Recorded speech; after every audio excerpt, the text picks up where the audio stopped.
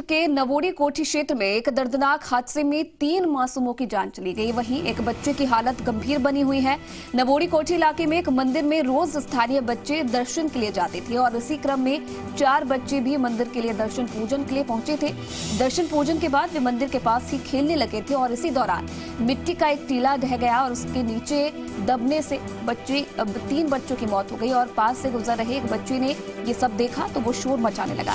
आपको बता दें कि पास पड़ोस के लोगों ने आकर हाथों से मिट्टी हटाकर एक बच्चे को बाहर निकाला, लेकिन कुछ देर बाद ये पता चला कि इस मिट्टी में 3 और बच्चे दबे हुए हैं। ग्रामीणों ने कड़ी मशक्कत कर तीनों को बाहर निकाला और 4 बच्चों को अस्पताल ले जाया गया, जहां 3 बच्चों को चिकित्सकों ने मृत घोषित कर दिया।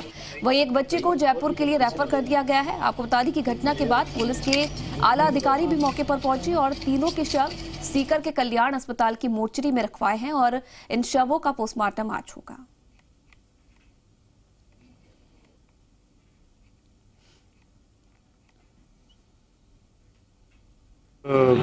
दुर्घटना घटी जिसमें एक मिट्टी के टीले पे कुछ बच्चे खेल रहे थे। उसमें से वो मिट्टी का टीला डहने के कारण उसमें बच्चे सिंक कर गए, उसमें नीचे दब गए। उनकी सांस घुटने से उनकी मृत्यु हो गई। 3 बच्चों की डेथ हो गई और एक चौथा जो बच्चा इस समय घायल अवस्था में एक हॉस्पिटल में, प्राइवेट हॉस्पिटल में अपनी जैर इलाज भर्ती है।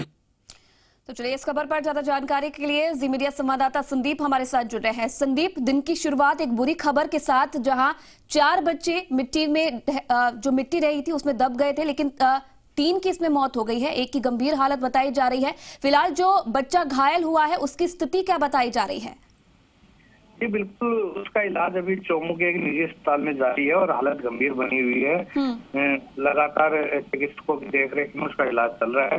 वहीं जो 3 बच्चों की मौत हुई है उनके जो शव है वो सीकर के कल्याण अस्पताल की मोर्चरी में रखे गए हैं। आज सुबह उनका सबका पोस्टमार्टम होगा, इसके बाद सब परिजनों को सौंपे जाएंगे। जी चलिए, बहुत धन्यवाद संदीप केडिया तमाम जानकारी देने के लिए। तो आपको बता दें कि मिट्टी ढहने से 3 बच्चों की मौत हो गई थी, जिसमें एक की हालत गंभीर बताई जा रही है। इलाज फिलहाल बच्चे का जारी है और स्थिति अभी फिलहाल गंभीर उसकी बताई जा रही है।